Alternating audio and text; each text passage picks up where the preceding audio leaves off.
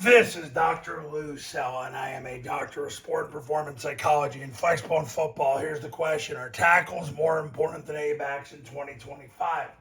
When you start to take a look at where the offense is right now, do you need tackles more than you need A-backs? Really, when you look at the last 5 to 8 years of the offense, the ball carriers predominantly are the quarterback and the B-back and the quarterback. That's who carries the ball. You win very few games by throwing the ball. You win very few games with rocket toss. How many times do you see a game where Army and Air Force bust a rocket toss for a touchdown? Maybe once in a great while.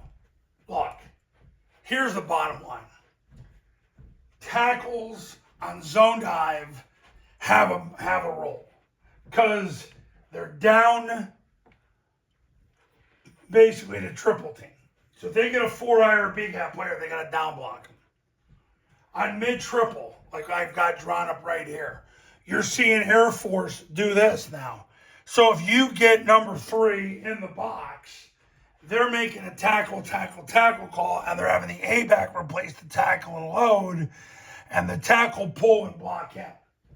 So let's look at it realistically. If these guys are switching jobs,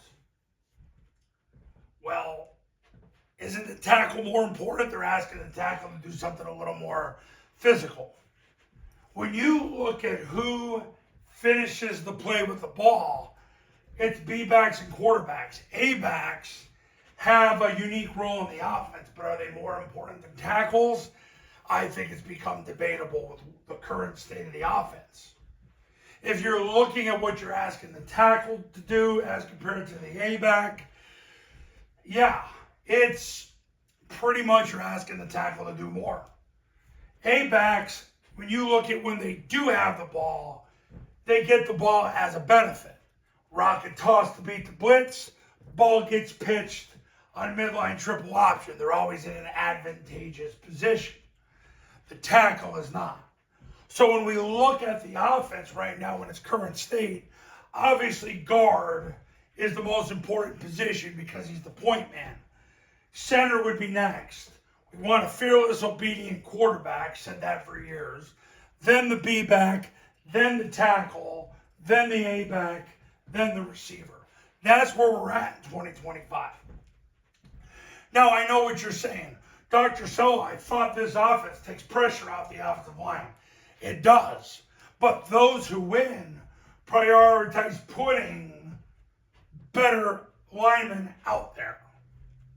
Meaning, you're going to prioritize it. Even though you might be outgunned and outmanned, you're going to find kids that are willing to play there.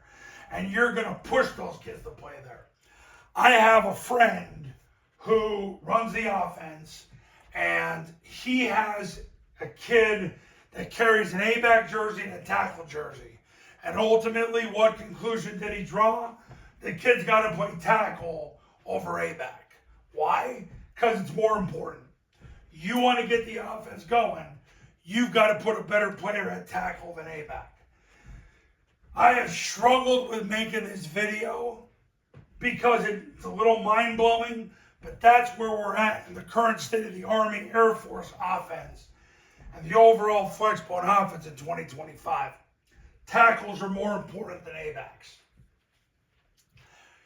And up until even Sunday when I was asked this question, I made it clear this video was coming.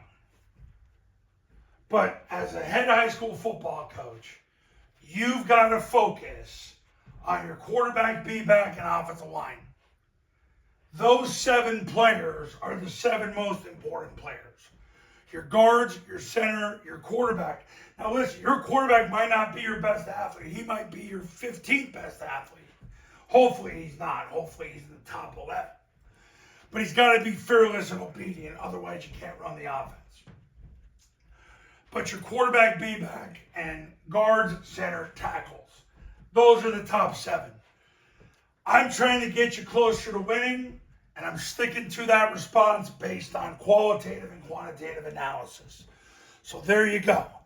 Coaches, you want to win big in 2025? Give me a call, 332-0265. Whether it's the online academy and or the camp, you're going to be ready to win big in 2026. And I'll see you in the next video.